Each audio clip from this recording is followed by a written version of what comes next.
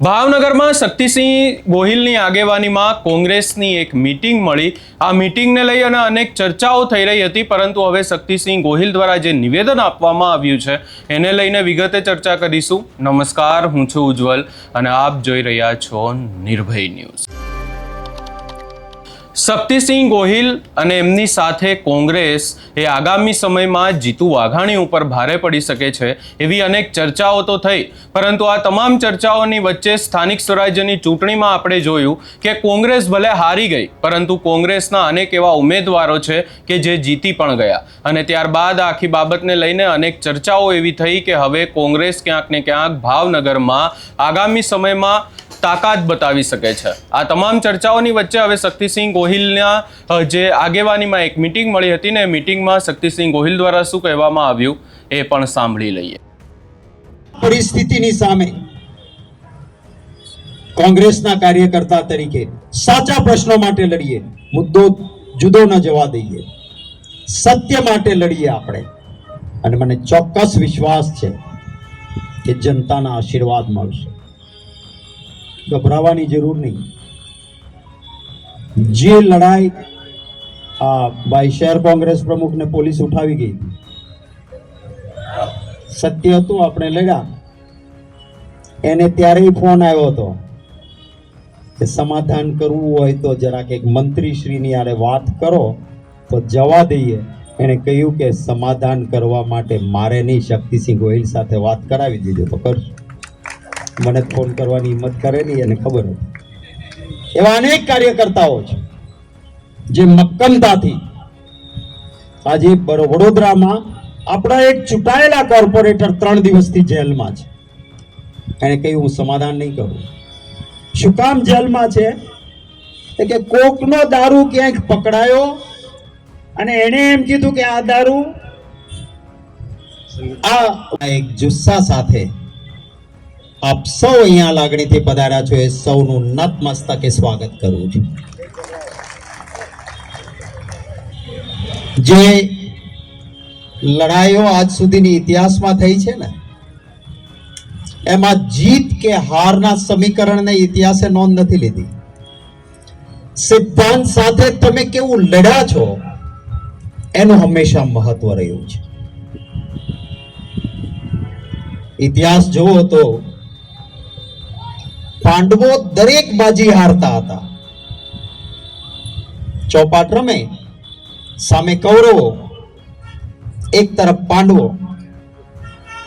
દરેક દાવ પાંડવ હારે અને કૌરવ જીતે. ત્યારે એક દિવસે ભીમે ધર્મરાજાને, યુધિષ્ઠિરને પૂછ્યું કે તમે નીતિમત્તાની વાત કરો છો, સિદ્ધાંતની વાત કરો છો,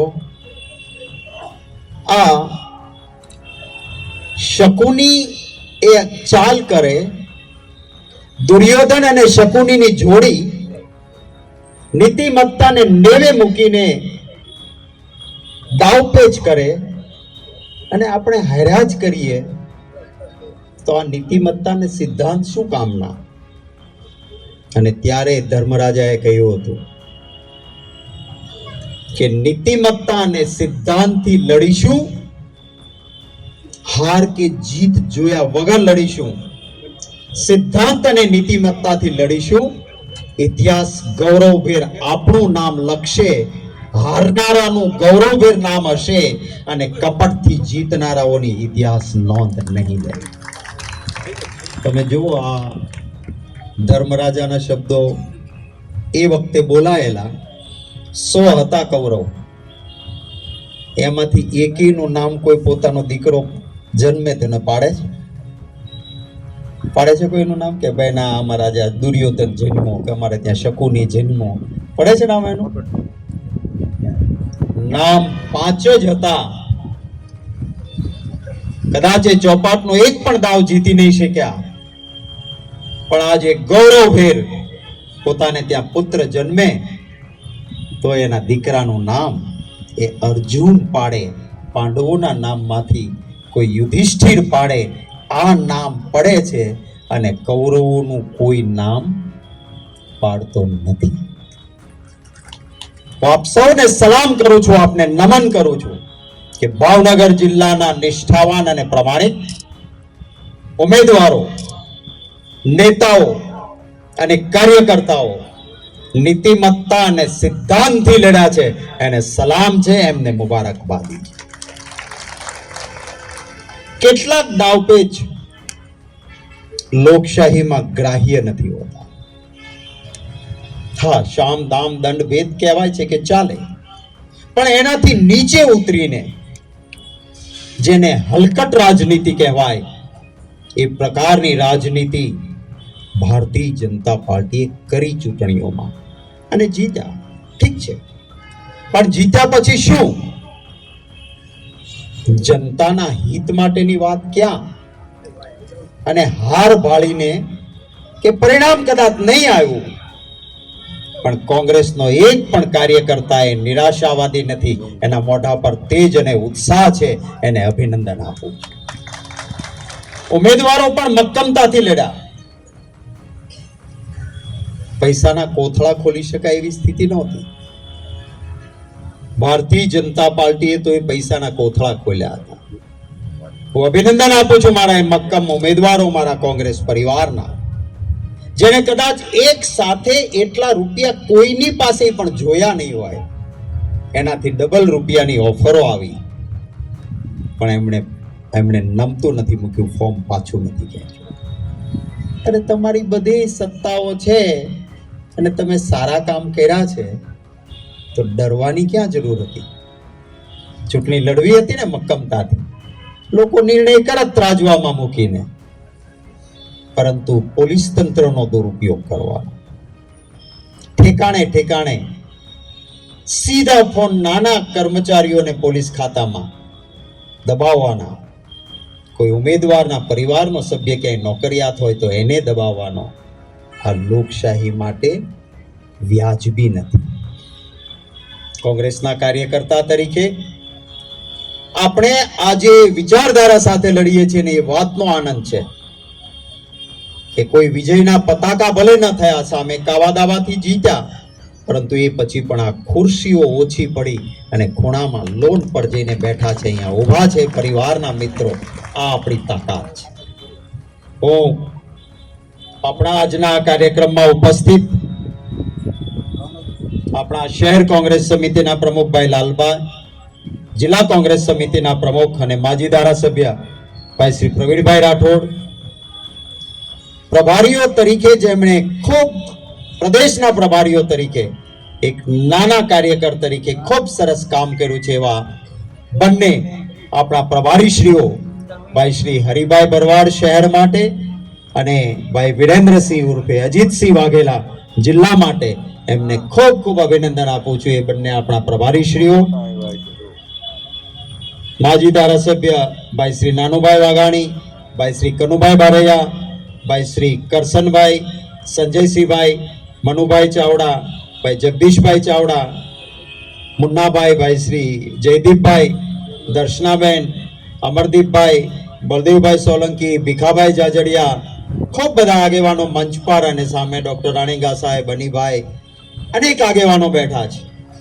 કોર્પોરેશનમાં, નગરપાલિકામાં, મહાનગરપાલિકામાં, તાલુકા પંચાયતમાં લડેલા તમામ ઉમેદવારશ્રીઓ, ચૂંટાયેલા પ્રતિનિધિશ્રીઓ, માજી પ્રતિનિધિશ્રીઓ, તાલુકા કોંગ્રેસ સમિતિના પ્રમુખશ્રીઓ, જિલ્લા કોંગ્રેસ સમિતિના હોદ્દેદારશ્રીઓ, આપ સૌનું હૃદયપૂર્વક આજના કાર્યક્રમમાં સ્વાગત કરું છું કે અહીંયા હું મહેમાન તરીકે નહીં, આપના પરિવારના એક સભ્ય તરીકે આવ્યો.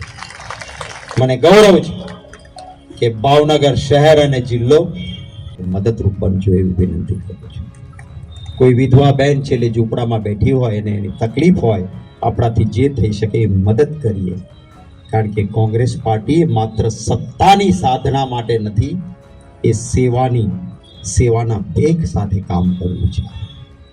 ચોક્કસ જનતાના આશીર્વાદ મળે અને સત્તા મળે તો એવી સત્તા એ બને કોંગ્રેસની, એવો આપણો પ્રયત્ન રહે કે કોઈ ગરીબને ક્યાંય તકલીફ પડે તો મુખ્યમંત્રીની ખુરશીમાં બેઠેલા માણસની આંખમાં આંસુ આવવું જોઈએ. આટલી સંવેદનશીલતા પડે છે. બદલાવ જરૂરી છે, બદલો લેવા માટે સત્તા નથી. આજે જુઓ, બુલડોઝર જાય, ગરીબનું ઘર તૂટે, અને આ નીટનું પેપર ફોડનારો ભાજપનો હોદ્દેદાર 2024માં નીટના પેપર ફૂટ્યા, પંચમહાલ જિલ્લામાંથી જે પકડાયો, એ શૈક્ષણિક સંસ્થા કોણ હતી? એ શૈક્ષણિક સંસ્થા ભાજપને ધન સંગ્રહમાં ઇલેક્ટ્રોનિક બોન્ડમાંથી પૈસા આપનારી સંસ્થા. જે પકડાયો એ કોણ હતો? એક તોહમતદાર, તો કે ભાજપનો એ હોદ્દેદાર હતો. ગયો એને ત્યાં બુલડોઝર, એના ટાંટિયા તૂટ્યા, એનો વરઘોડો નીકળ્યો. હા, અમરેલીમાં એક પાટીદારની દીકરીનો વરઘોડો નીકળે, પણ ભાજપનો હોદ્દેદાર ડ્રગ્સમાં પકડાય તો એનું બુલડોઝર એના ઘરે ન જાય. આ પ્રકારની બેવડી નીતિ ન ચાલે. સૌથી વધારે ડ્રગ્સ આજે ગુજરાતમાં પકડાય છે, અને એનું એપી સેન્ટર મુન્દ્રા બંદર બને છે. અને મુન્દ્રામાં કોના સાથે કનેક્શન છે સૌ જાણે છે. આજે જરૂર છે મારો યુવાન ગુજરાતનો व्यसन मुक्त बने. व्यसन, चाणक्य जी कहूँ तो कि किसी भी राष्ट्र को खत्म करना है तो उसके युवाओं को व्यसन के आदि बना दो. कोई पण राष्ट्रનું પતન કરાવવું હોય તો એના યુવાનોને નશાના રવાડે ચડાવો. આજે નશાના રવાડે ગુજરાતનો યુવાન ચડે એ સ્થિતિ. ભય મુક્ત ભ્રષ્ટાચાર. ગઈકાલે જ સુરતમાં અમારા એક પાટીદારે મને કહ્યું કે અમથેમ થા ઉપાડીને લઈ ગયા કે પંજાબમાં કેસ કરવાનો છે. મેં કહ્યું કે હું કાલે સીપી સાથે વાત કરીશ, શેનો કેસ કરવાનો છે? પણ ડરાવ્યા ને ગભરાવ્યા તો 2 લાખ રૂપિયાનો તોડ પોલીસ સ્ટેશનમાં. આવા ઉભે ગળે ભ્રષ્ટ લોકોને શાસન ડરાવી શકતું નથી, કારણ કે એની પાસેથી જ હપ્તા લે છે. ત્યારે કોંગ્રેસના કાર્યકર્તા તરીકે ખેડૂતો માટે, ગરીબો માટે, જરૂરિયાતમંદ માટે આપણે લડતા રહીએ.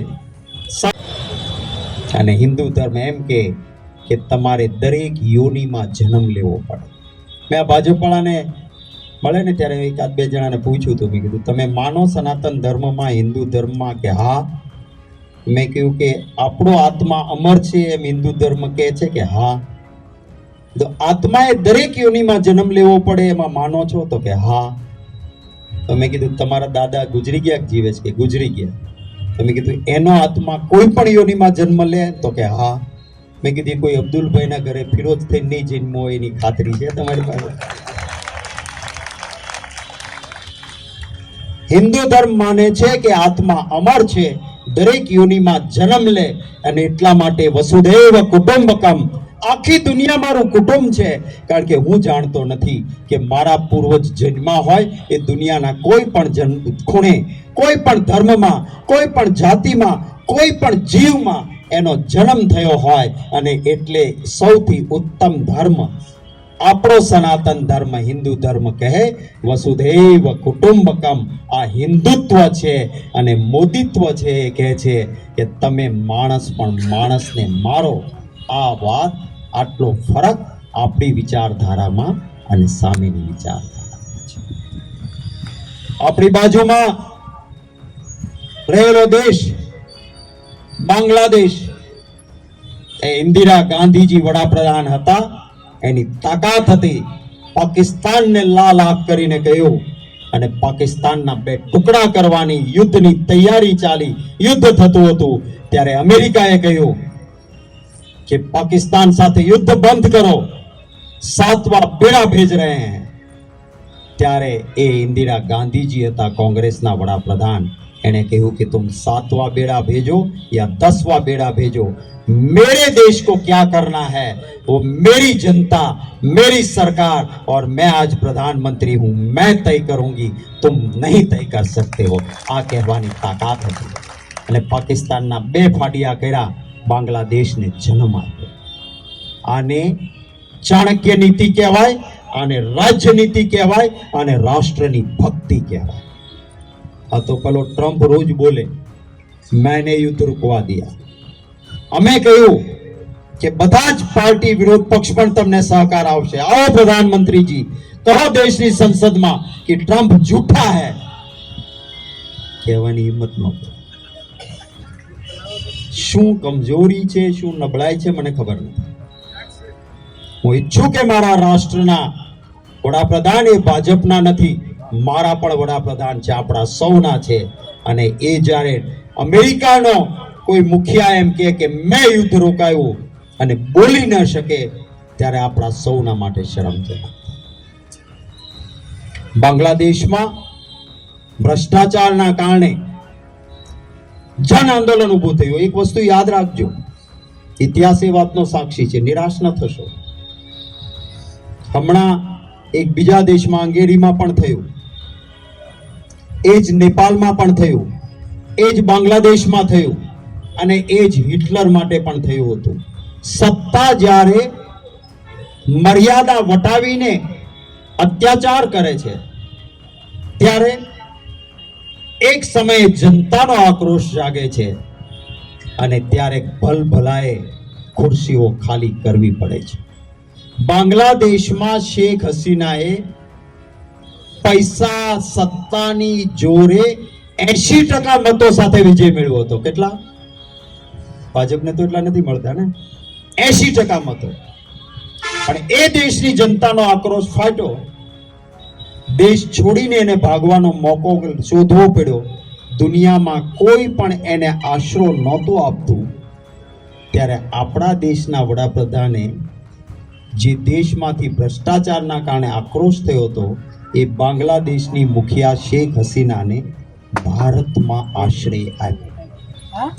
મેં કહ્યું હતું પાર્લામેન્ટમાં કે તમે બાંગ્લાદેશમાંથી જેને ભાગવું પડે એ શેખ હસીના તમને પસંદ છે, અને જેના બાપાએ સ્વાતંત્ર્ય સેનાની તરીકે મુસ્લિમ બિરાદરે આ દેશની આઝાદી માટે શહીદી વહોરી હતી, એનો દીકરો કોઈ હુસેનભાઈ હોય તો એ તમને પસંદ નથી. આ નીતિ તો સમજાવો.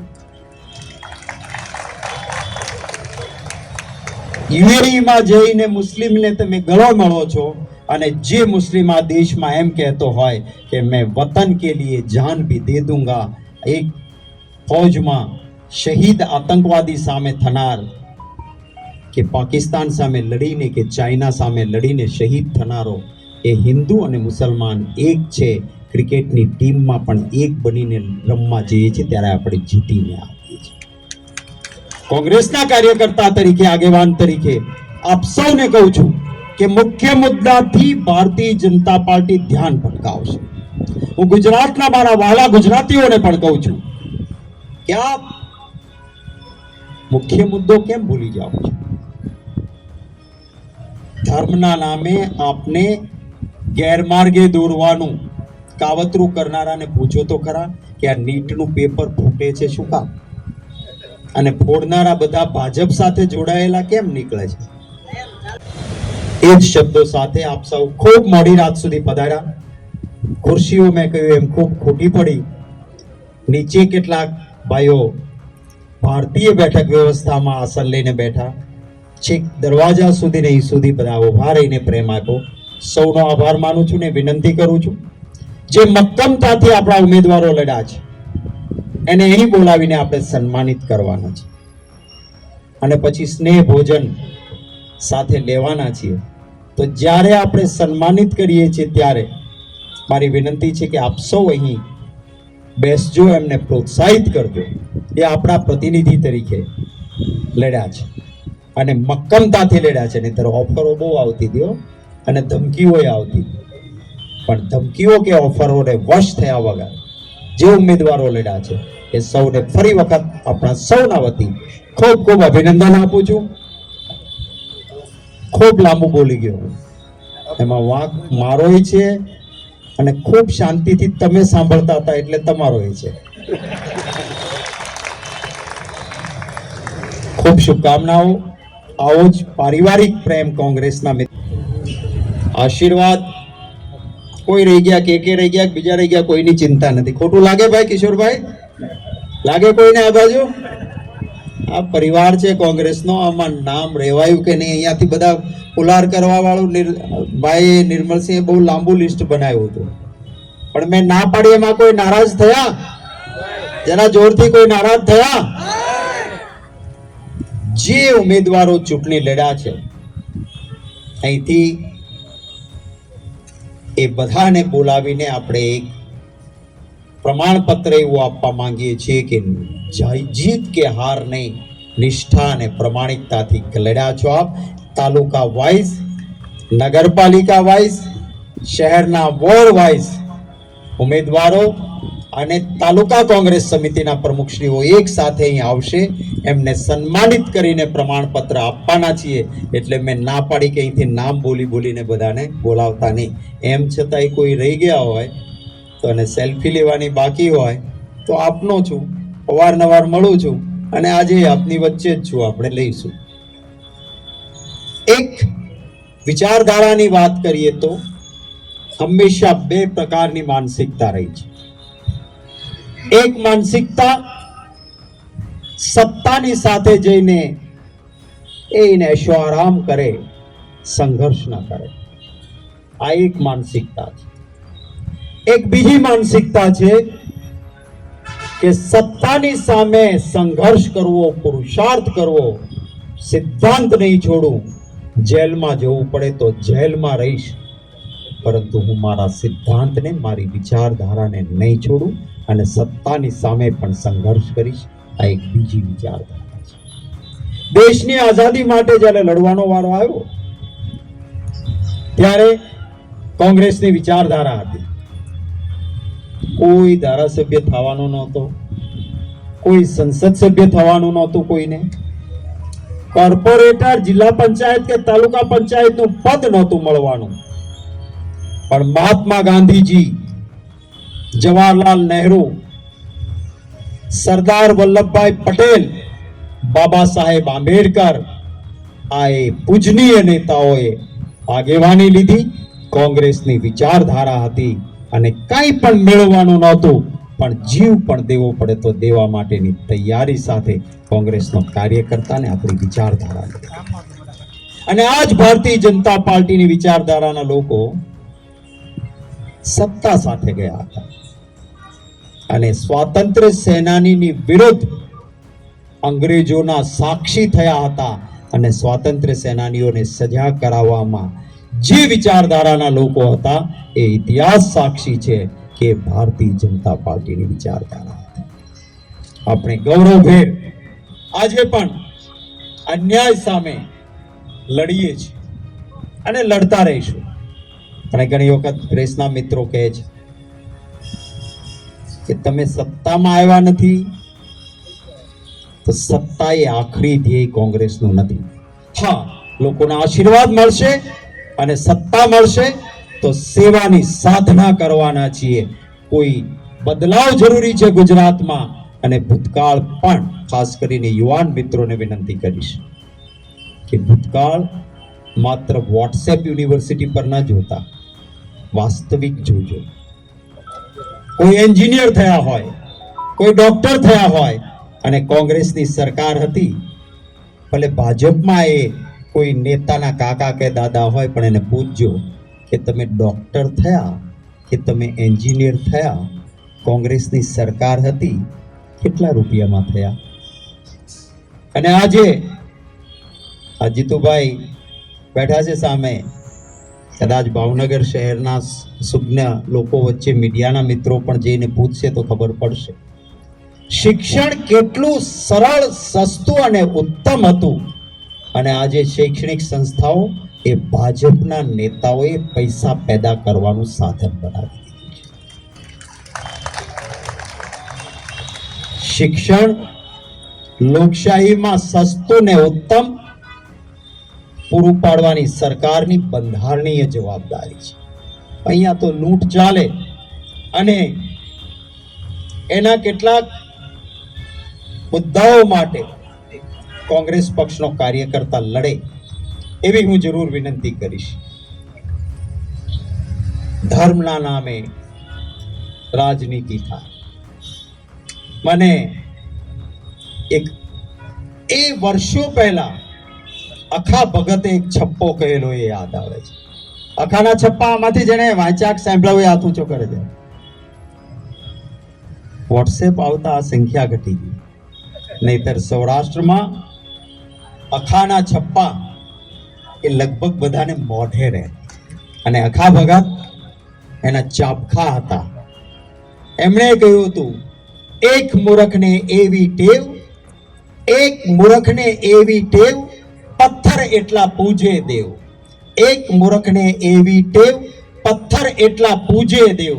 પાણી દેખી કરે સ્નાન, પાણી દેખી કરે સ્નાન, તુલસી દેખી તોડે પાન. ખૂબ ઉત્પાત ઘણો થયો અખા, એ ક્યાં એકથી વધારે ભગવાન. અખા ભગતે એ સમયે પારખીને કહ્યું હતું કે માત્ર ધર્મના નામે વેપાર ન થઈ શકે, ધર્મના નામે દેખાવો ન થઈ શકે.